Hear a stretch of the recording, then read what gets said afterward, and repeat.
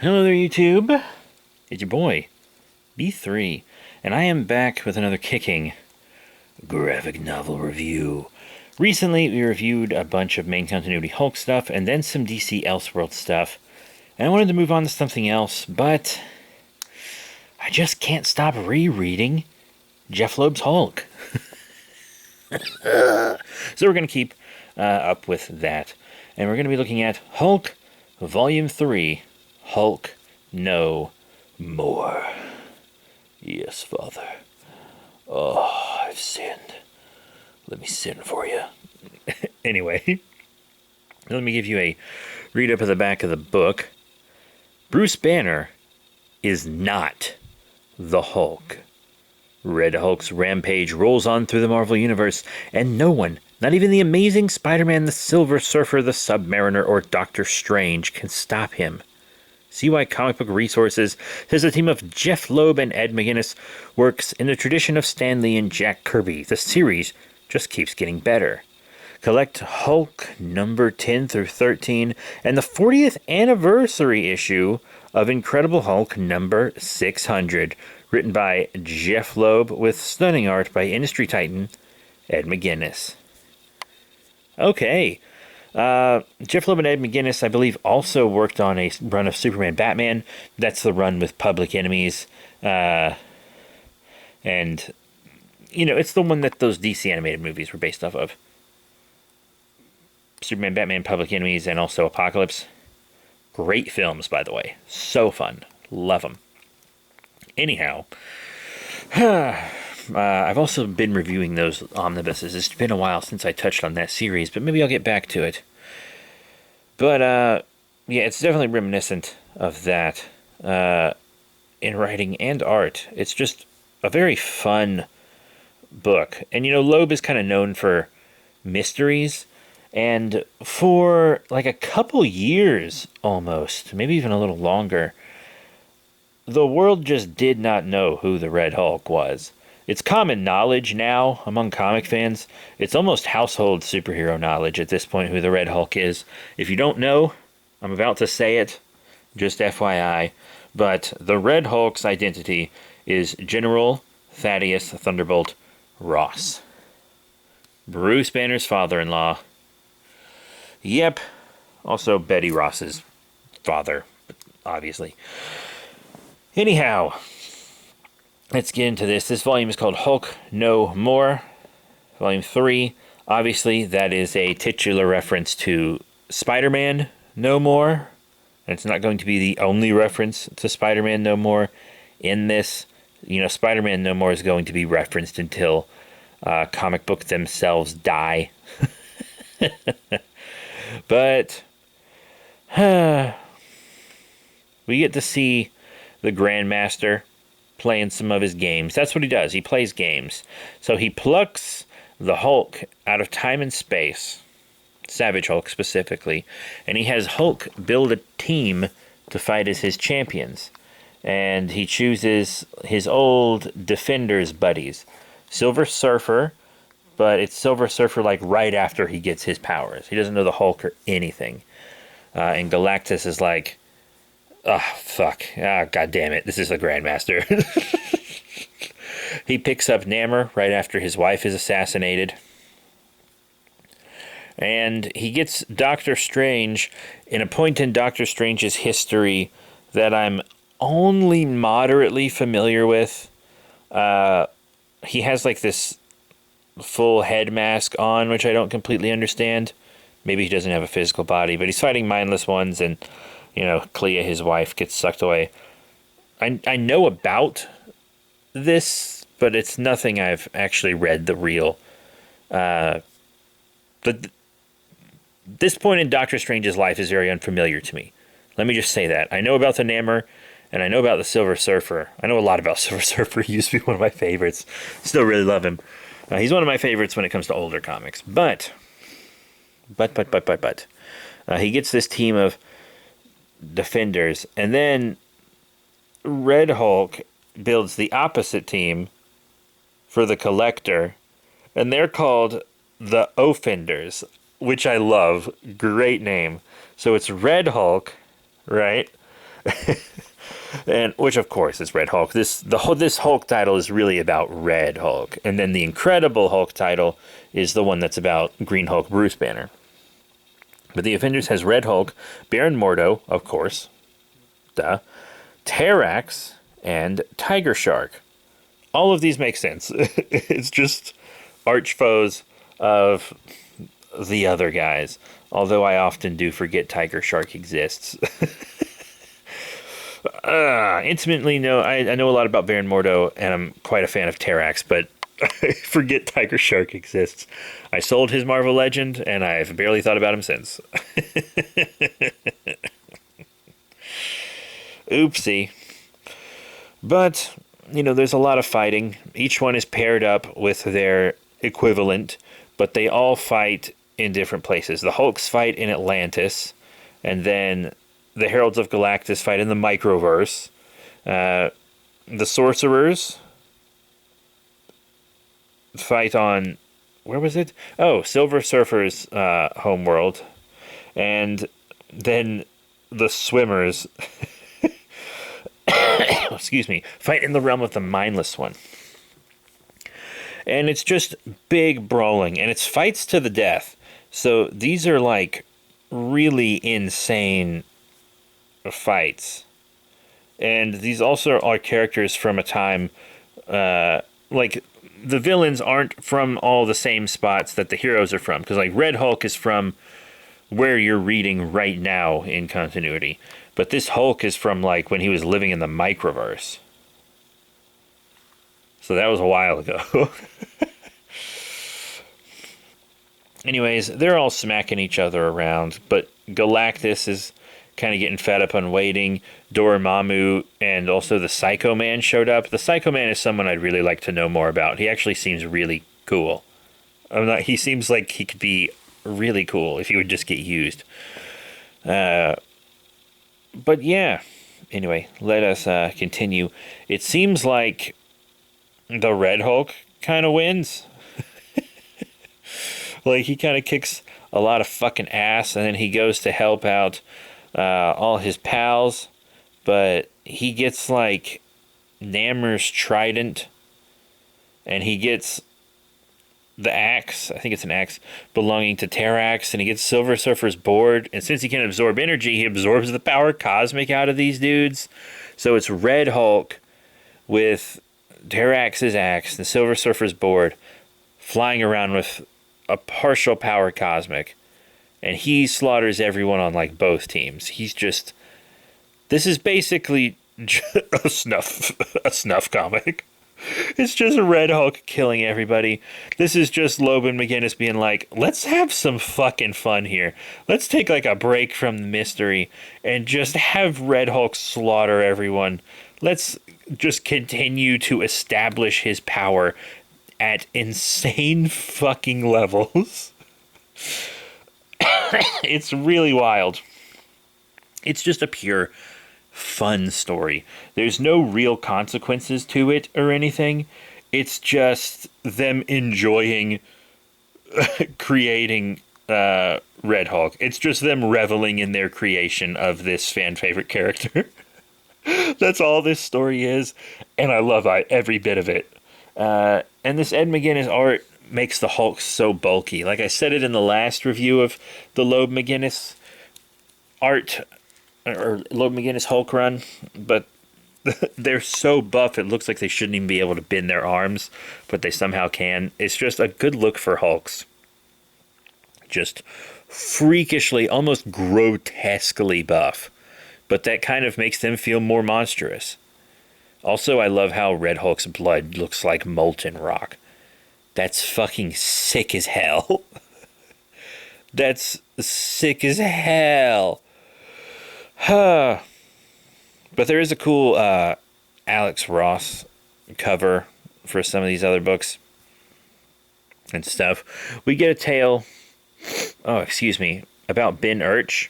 And he kind of discovered a lot of information about Red Hulk, but he's choosing not to publish it.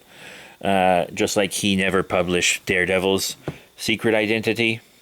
But it turns out the satellite that was used to absorb the gamma radiation from the Hulk during World War Hulks, or not World War Hulks, that's later, World War Hulk, and stop his rampage, was stolen by AIM and MODOK and the Leader and used to create the Red Hulk. Yeah, and so Ben Urich goes with Leonard Samson and She-Hulk, but also brings along Peter Parker for photography. But he doesn't get any photos. His camera gets destroyed in something later. But it turns out MODOK actually brainwashed Doc Samson. And now there's someone else living in his body called Samson, which is a personality MODOK created. I do maintain that being exposed to gamma radiation isn't what creates these alternate personalities. It's Bruce Banner had a fractured psyche before the gamma radiation that just gave his fractured psyche a strange way to assert itself, if that makes sense. Like Joe Fixit and Savage Hulk already existed in his head as beings, but gamma radiation gave them bodies, if that makes sense. But Leonard Samson's alternate psyche is one MODOK created to control him. He's kind of neat, though. I like his sideburns. I guess those sideburns are foreshadowing of things to come, like when because he turns into this big green Sasquatch in Immortal Hulk. But also in this book, specifically in the previous story that was about Red Hulk just flying around slaughtering people. So in that, he's fighting Green Hulk, and Green Hulk asks him who he is, and he asks him if he's the Hulk's Hulk. And I was like, whoa, wait a second. The idea, because, that was a pretty recent thing in comics, Al Ewing giving the Hulk a Hulk called Titan. And I was like, hold up. Jeff Loeb and them had that? Because I'm rereading this run. I've read this run before. I'm rereading it to review it, and also just because I've been wanting to read a bunch of Hulk recently. And I was like, oh shit, I don't remember that. That's a fucking great idea. Part of me wonders if Al Ewing and team got that from this book, or if it's just something they came up with independently. It's one of those ideas that's like simple, but nobody thought of it for the longest time. The Hulk having the Hulk is such a simple, beautiful idea. I really can't wait to read that Al Ewing Hulk run. Anyway, even though, no, it's a Donny Cates Hulk run. Al Ewing was Immortal Hulk. Donny Cates was Starship Hulk. They swapped titles. Sorry about that. I misspoke several times there. Donny Cates wrote that. Al Ewing did Immortal. That being said, Immortal Hulk should have been Bruce Banner's swan song. I maintain that. Anyway, obviously Peter Spider's up. And I think Spider-Man's mostly in this because, one, Marvel puts Spider-Man in any book they can to boost sales. And two, because a lot of this is kind of reminiscent of Spider-Man No More. And I think they just wanted Spider-Man around for that. Also, his quips really fucking aggravate Red Hulk, which makes him much hotter. Even kind of heat vision-y, which I think is really fucking cool. Heat vision is awesome. God, I love it. And it's not the last time we'll see Gamma heat vision either. Savage Hulk will figure that out eventually. Anywho, the Red Hulk uses his energy-draining powers to drain every speck of gamma radiation from Bruce Banner's body, making it so that he can never turn into the Hulk again. And then there's like a big mushroom cloud gamma explosion at this AIM lab. But we don't know what happens to like Leonard Samson, MODOK, or She-Hulk. They kind of just seem to sort of disappear after the explosion. They're all alive, by the way. Just FYI. A lot of AIM grunts probably aren't, but those three characters I can guarantee you are still alive. As is Red Hulk, Bruce Banner, A-Bomb, Spider-Man, and Ben Urich. They're all fine. Everyone's fine. Anyhow, that's it. That's the whole thing. It's just those two kind of smaller stories. but it's still a very fun read.